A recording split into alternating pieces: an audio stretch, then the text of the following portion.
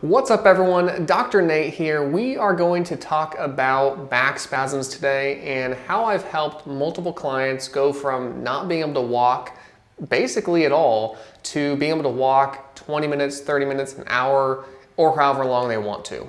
We're going to start off with a 3-day strategy of what you can do if you're struggling with really severe back spasms. Welcome to my channel. I am Dr. Nate. I am a physical therapist, a business owner, and I made this channel to help people with back pain and other conditions get back to living a high quality life.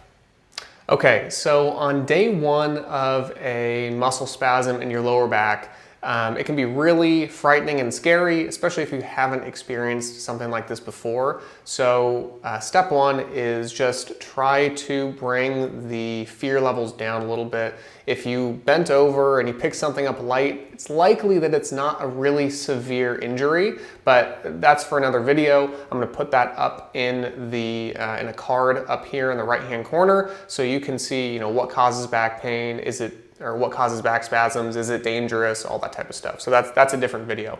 But for this one, we're gonna do 3 different things in 3 days of what you can do to improve your back spasm. So number one, on day one, you can rest. Like, it's okay to rest on day one of a back spasm. You don't have to go out and do a bunch of exercises and work out. Like, sometimes it's okay to actually rest.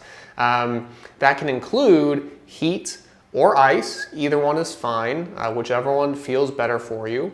Oftentimes physicians will recommend taking some NSAIDs, so either ibuprofen or Tylenol, something like that. Make sure that you can take that based on your physician recommendations. And then also, just again, rest.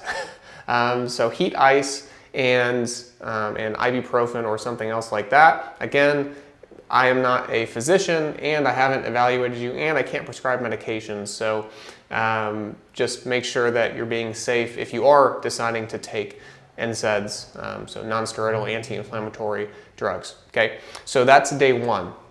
The next day. Day two, you do want to start doing more. So if you can, even if it hurts a bit, if it's like a 5, even a 5 to 6 out of 10 on the pain scale, it's really a good idea to start moving a little bit. So if that means you're able to walk a bit more, if that means that you can do some gentle stretches, you do want to try some stretches. And I'm going to show that in just a second, but some more walking if possible. I know that some people can't walk at all, but if you can muster up the strength to do even a couple minutes, that's better than 0.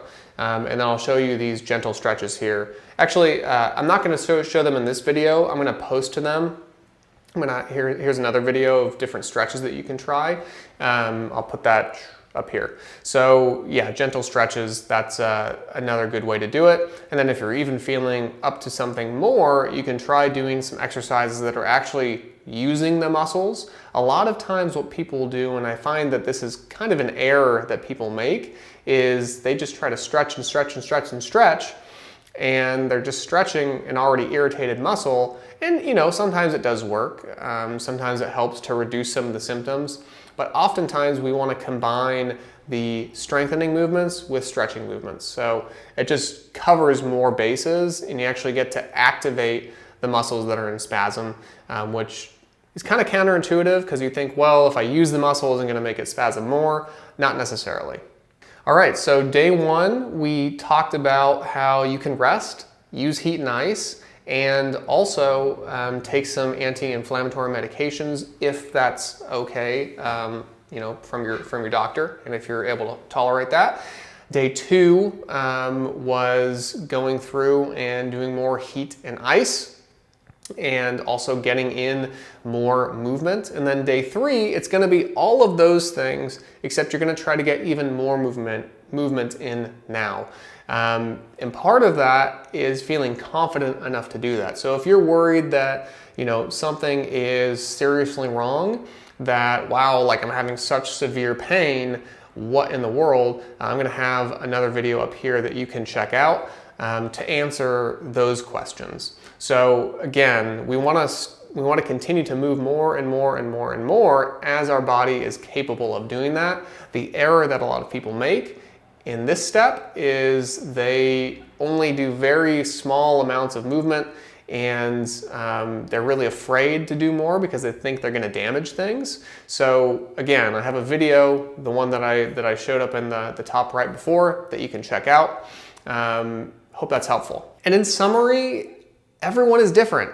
Everyone recovers at different timelines. So I know that this was more of a 3-day timeline, and in a lot of cases, people will start to feel better after 3 days, but sometimes these spasms come back often, like a ton.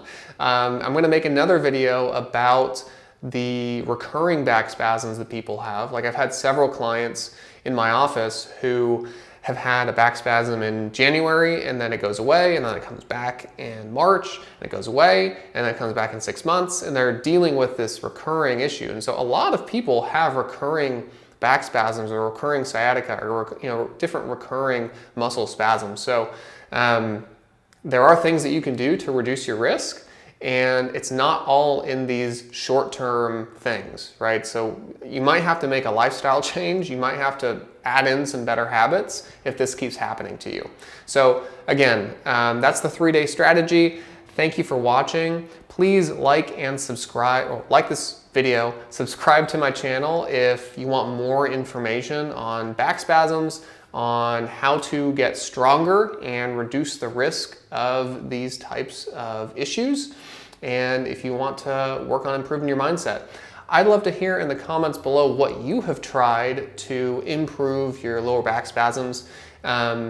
Let me know, write it down there, I'll respond back, and also post any questions that you might have, and I can make future videos about that. Thanks again for watching. Stay strong, stay resilient, keep getting after it.